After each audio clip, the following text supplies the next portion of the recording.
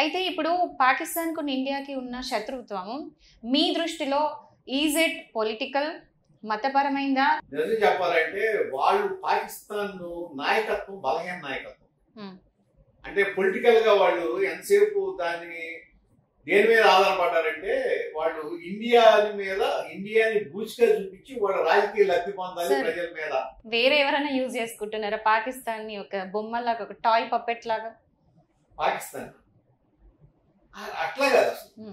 మీరు ఏ దేశమైనా సరే ఉగ్రవాదులు నా దేశంలో పెట్టుకోదు. పాకిస్తాన్ మనుగడ ఆధారపడి ఉంది. వాళ్ళ ఈ రోజు మొత్తం ఇదే దీని మీదనే ఉంది. ఉగ్రవాదం, వేరే కంట్రీస్ దానికి ఉగ్రవాదం లేకపోతే అక్కడ ఏది మాదక ద్రవ్యాలు, వీటి మీద పాకిస్తాన్ ఆర్థిక వ్యవస్థ ఆధారపడి ఉంది. ఎందుకంటే వాళ్ళు పంజాబ్ త్రూ డ్రగ్స్ అనేది ఎక్స్పోర్ట్ చేస్తున్నారు. పంజాబ్ యూత్ మొత్తం నాశనం అయిపోయింది. ఇది డైరెక్ట్ వార్ కాదు సార్, ఇది ఇండైరెక్ట్ వార్. ఎందుకంటే పంజాబ్ నుంచి బార్డర్లకు ఎంటర్ అయిపోయి అక్కడ ఉన్న యూత్ ని మొత్తం కరప్ట్ చేసి డ్రగ్ అడిక్ట్ చేసేసి వాళ్ళని ఎందుకు పనికిరారు చేస్తున్నారు. పంజాబ్ అనేది ఏంటంటే మన కంట్రీలోనే richest state because of agriculture అనుకోండి, దేనికని కానీ. మళ్ళీ ప్రతి ఇంట్లో నుంచి కూడా ఒక ఆర్మీ మెన్ వస్తారు. అది వాళ్ళ ఇది ఏమంటారు, ఒక బ్లడ్ లో ఉండింది. సో వాళ్ళందరినీ కరప్ట్ చేస్తున్నారు. అంటే వార్ అనేది డైరెక్ట్ కూడా కాదు, ఇండైరెక్ట్ కూడా చేస్తున్నారు. సో ఇవన్నీ కూడా పాకిస్తాన్ చేస్తుంది. సో నేనేమంటున్నా అంటే మతపరమైందేమో అని చెప్పి నాకు అనిపిస్తుంది. మతపరంగా చూపిస్తారు వాళ్ళు అంతే. ఎందుకంటే ఇప్పుడు ఇదేదైతే పహల్గామ్ అటాక్ అయిందో సార్, అక్కడ ఏంటంటే basically they didn't ask any question. ఒక్కటే అడిగినారు, మీరు హిందూస్ అని అడిగారు, సారీ మీరు ముస్లిమ్స్ అని అడిగారు, కాదు అనే కానీ చంపేసుకుంటే వెళ్తున్నారు. సో మతంని హైలైట్ చేస్తున్నప్పుడు మరి ఇక్కడ మతం అనేది ఒక రీజనా, కాజా ఇవన్నిటికి? మతాన్ని హైలైట్ చేయటం అంటే ఇప్పుడు మనం ఆలోచిస్తే అడిగిన వాళ్ళు ఎవరు? పాకిస్తాన్ అని కాదుగా, అక్కడ వాళ్ళు ఉగ్రవాదం టెర్రరిస్టులు వాళ్ళు అడిగారు. అంటే వాళ్ళకి ఏం కావాలి? మతపరంగానే చంపామనేది ప్రపంచానికి తెలియాలి. ఎందుకంటే తెలిస్తేనే వాళ్ళకి మిగిలిన కంట్రీస్ నుంచి, ఇప్పుడు మిగిలిన ముస్లిం కంట్రీస్ లేకపోతే ఇరాన్ లాంటి దేశాలు, ఇరాన్ ఉంది కదా ఇవాళ ఇస్లామిస్ట్ కంట్రీ, అటువంటి దేశాల నుంచి ఏమైనా సపోర్ట్ వస్తుందేమో అనే ఆలోచన దానికోసం సార్. ఎందుకంటే వాళ్ళు ఏదైనా అటాక్ చేసేటప్పుడు ఏమంటే వాళ్ళు స్లోగన్స్ చదువుతారు. వాళ్ళ మతానికి సంబంధించిన స్లోగన్స్ హైలైట్ చేసుకుంటా వాళ్ళకి వాళ్ళు సెల్ఫ్ బ్లాస్ట్ చేసుకున్న వాళ్ళు ఉన్నారు. ఇలాంటి జరిగినాయి. ఎందుకంటే ముంబై బ్లాస్ట్ ఆ టైంలో కూడా వాళ్ళు ఎవ్వరు కూడా పాకిస్తాన్ జై పాకిస్తాన్ అలాంటివి అనరు. వాళ్ళు హైలైట్ చేసేది వాళ్ళ మతంని. సో ఆ విషయంలో నాకు ఏంటంటే మతపరమైందేమో అని చెప్పేసి నేను అంటే ఒకటి ఇక్కడ ఉగ్రవాదానికి మతం ఉండదు, కులం ఉండదు. సో ఉగ్రవాదానికి మతం ఉంటుందేమో సార్. ఎందుకంటే ఉగ్రవాదుల్లో మోస్ట్లీ ఎవరు ఉంటారు సార్? అట్లా అని కాదమ్మా. ఇప్పుడు ఎవరు పోషిస్తున్నారు, ఏం చూపించి వెళ్తున్నారు అంటే మిగిలిన వాటిలో కూడా ఉంటారు కొంతమంది. కానీ ఇవాళ ఉన్న ఇది మైనారిటీస్ ని వాళ్ళని ఎవరినో సెలెక్ట్ చేసుకుని తప్పుదోవ పట్టించి ఈ విధంగా చేస్తున్నారు. కానీ ఒకవేళ అదే జరిగితే ఇప్పుడు సరే మీరు ముస్లిమ్స్ హిందూస్ గొడవ అయితే ఇక్కడ చేసాము అనుకున్నాం, అది ఇండియా మీద వచ్చింది. మరి 24 అక్కడ అమెరికా మీద దాడి ఎందుకు జరిగింది? లాడీ ఎందుకు చేశాడు? వాళ్ళు క్రిస్టియన్స్ కదా, వాళ్ళు క్రిస్టియన్స్ కదా, హిందూస్ కాదు కదా. మరి అక్కడ ఎందుకు దాడి జరిగింది? బ్రిటన్ లో ఎందుకు జరుగుతున్నాయి, అట్లాగే ఫ్రాన్స్ లో ఎందుకు జరుగుతున్నాయి? ఇప్పుడు ఫ్రాన్స్ లో కూడా. అందుకే సార్ నా క్వశ్చన్ ఏంటంటే మతపరమైందా, జియోగ్రఫికల్ అయిందా, పొలిటికల్ అయిందా? ఎవరన్నా ఉసిగొల్పి పంపిస్తున్నారా వీళ్ళని పప్పెట్స్ లా యూజ్ చేసుకుని? వాళ్ళకి కావాల్సిన ఇంపార్టెన్స్ కోసం లేకపోతే వాళ్ళ దీనికోసం ఇటువంటి పిచ్చి పనులు చేసే ఉగ్రవాదులు ఉన్నారు కదా, వాళ్ళు నేను ఎందుకు అంటున్నానంటే యుఎస్, యూకే అట్లాగే ఫ్రాన్స్ అని ఎందుకు అంటున్నానంటే అన్ని చోట్ల చేస్తున్నారు వీళ్ళు, ఒక చోట కాదు, అన్ని చోట్ల చేస్తున్నారు. ఈవెన్ ముస్లిం కంట్రీస్ కూడా చేస్తున్నారుగా. ముస్లిం కంట్రీస్ కూడా చేస్తారు. అందుకని ఇప్పుడు ఏంటంటే all Muslims are not terrorist but all the terrorist are Muslims. ఇది ఒక స్టేట్మెంట్ ఉంది. So all terrorist are definitely Muslims. బాంబేలో దాడి జరిగింది కదా, ముంబై అటాక్. హెడ్లీ ఎవరు? క్రిస్టియన్. మరి అతను ఉన్నాడు దాంట్లో. బట్ అక్కడ వచ్చిన అట్లా ఆ విధంగా ఇప్పుడు కూడా జనరలైజ్ చేయదు. ఓకే, ఎందుకంటే మతాన్ని జనరలైజ్ చేయదు. చాలా మంది మంచి గొప్ప వాళ్ళు మనకి ఇప్పుడు అబ్దుల్ కలాం, ఇండియన్ ముస్లిం అబ్దుల్ కలాం, ఆయన ఐకాన్ కదా, ఆయన పేరే మిసైల్. ఇండియా కోసం అనేక త్యాగాలు చేసిన వ్యక్తి ఆయన.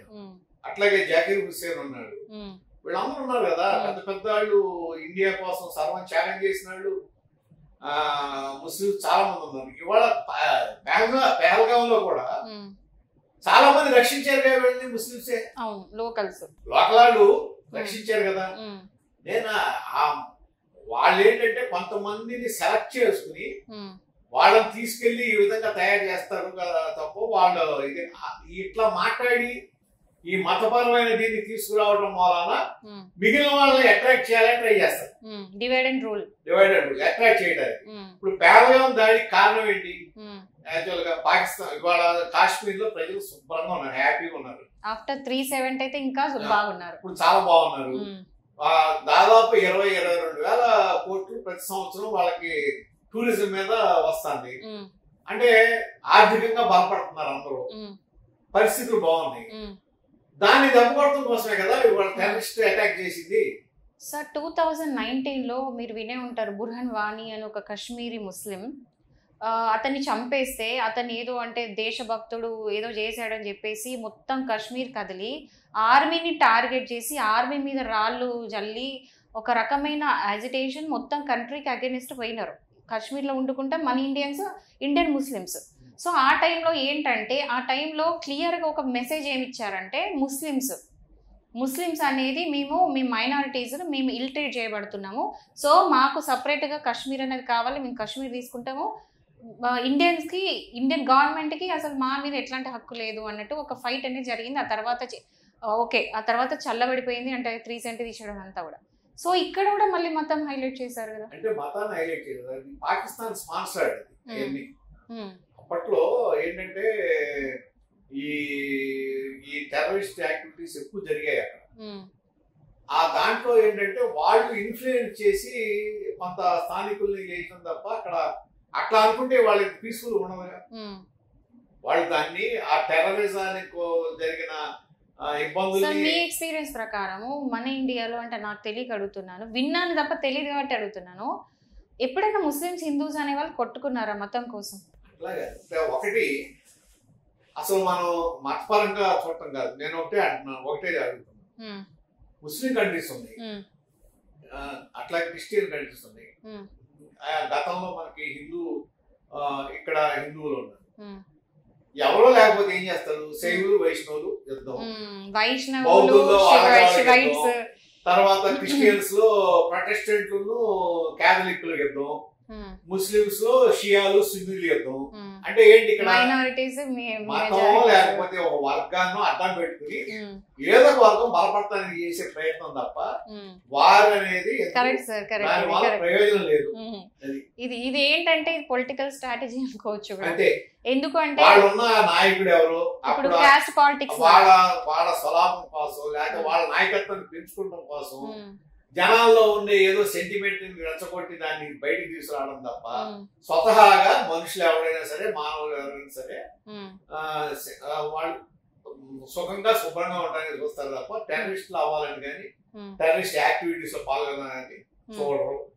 సార్ ఐరన్ ఏంటంటే రీసెంట్ గా ఈ అటాక్ అయిన తర్వాత ముంబైలో కొన్ని ప్లేసెస్ ఏంటంటే పాకిస్తానీ ఫ్లాగ్ ని, అంటే మనకి పాకిస్తాన్ శత్రు దేశం, సో ఈ పహల్గామ్ అటాక్ అయిన తర్వాత చాలా మంది కోపంతో అక్కడ ఏం చేసిండ్రంటే మామూలుగా స్ట్రీట్స్ మీద పాకిస్తాన్ ఫ్లాగ్ ని కింద పడేసి కాళ్ళతో తొక్కడం అని చేస్తే ఇండియాలో ఉన్న ముస్లిమ్స్, ఓన్లీ ముస్లిమ్స్ వచ్చి ఈ హిందువులు ఎవరైతే ఉన్నారో వాళ్ళందరినీ కూడా కొట్టారు రీసెంట్ గా ఆఫ్టర్ దిస్ అటాక్. ఇది వీడియో క్లియర్ ఉంది సార్, వీడియో చూసాను సార్. ఈ వీడియోస్ కూడా ఇవాళ మతపరంగా ఏదంటే కొన్ని రెచ్చగొట్టే వీడియోలు వస్తున్నాయి ఇవాళ. అందుకనే మీకు మన సెంట్రల్ గవర్నమెంట్ కూడా ఇచ్చింది వీడియోస్ ఇటువంటి వేయబట్టి నమ్మొద్దు అని ఇవాళ ఈ స్ట్రైక్ తర్వాత. ఇవన్నీ అసలు వాటి మీద మీరు బేస్ అవ్వద్దు. అసలు ఏది సోషల్ మీడియాలో వచ్చేది, ఎందుకంటే ఇప్పుడు సోషల్ మీడియాలో వచ్చేది 90% అబద్ధం. అదే సార్, యంగ్స్టర్స్ ఎట్లుంటారంటే హాట్ బ్లడ్, అంటే ఏదన్నా చూసిండ్రు అనుకోండి ఇది నిజము అనుకో నమ్ముతూ ఉంటారు.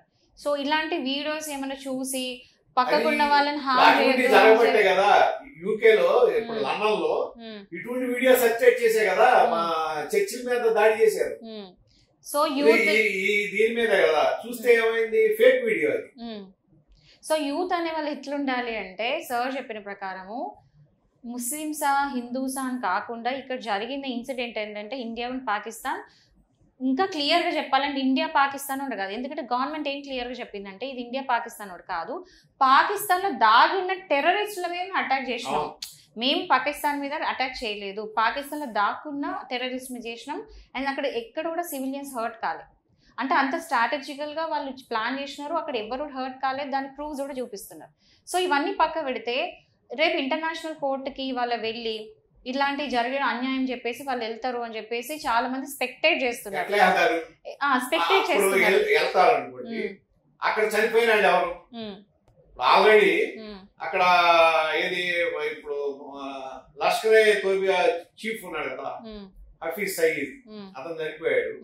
అట్లాగే జైషే మహమ్మద్ అజర్ మసూద్ సంబంధించిన కుటుంబ సభ్యులను అతను అనుచరులు చనిపోయారు. దాదాపు 100 మంది పైన ఉగ్రవాదులు చనిపోయారు. వాళ్ళందరినీ ఐడెంటిఫై చేస్తారు. మా మీద దాడి చేశారని చెప్పి ఏ మొహం పెట్టుకుని వీళ్ళు ఇంటర్నేషనల్ కోర్టుకి వెళ్తారు. ఓకే, ఇప్పుడు హ్యూమన్ రైట్స్ ఇవన్నీ కూడా ఇప్పుడు నెక్స్ట్ ఏంటంటే హ్యూమన్ రైట్స్ టెర్రరిస్ట్ ఇవి సార్ హ్యూమన్ రైట్స్ లేదు. అందులో ఎవరైతే చనిపోయారో వాళ్ళు ఇంటర్నేషనల్ ఉగ్రవాదుల కింద వాళ్ళని లిస్ట్ లో పెట్టారు. Sir we'll never know Pakistan ఎంత ఫౌల్ ప్లే చేస్తుందంటే మీకు తెలుసు నాకు తెలుసు, అది అంటే చాలా చీప్ ప్లేస్ ఉంటాయి. సో రేపు పొద్దున వచ్చి యూఎన్ అంటే స్పెక్టేట్ చేసి చెప్తున్నారు కాబట్టి రేపు ఫర్దర్ ఏంటనేది మనం నెక్స్ట్ ఇంటర్వ్యూలో ఖచ్చితంగా మాట్లాడదాము. ఆల్రెడీ ఆ స్ట్రైక్ మొత్తం మన వీడియో తీసుకుంటారు, ఎవరు చనిపోయారో ఆ వీడియోలు కూడా వచ్చేస్తుంటాయి, కాన్ఫిడెన్షియల్ గా ఉంటాయి ఆర్మీ దగ్గర. వీళ్ళు ఏం చెప్పినా సరే అది అక్కడ వర్కౌట్ అవ్వదు. పాకిస్తాన్ చెప్తానికి అక్కడ ఏ కోర్టుకి వెళ్ళినా నిలబడదు. వాళ్ళ దగ్గర ఉగ్రవాదులు పెట్టుకుని వాళ్ళ వాళ్ళ వాళ్ళ ఆశయంలో పెట్టుకుని మా కంట్రీ మీద దాడి అంటే ఎవడవుతాడు, అది నమ్మరు.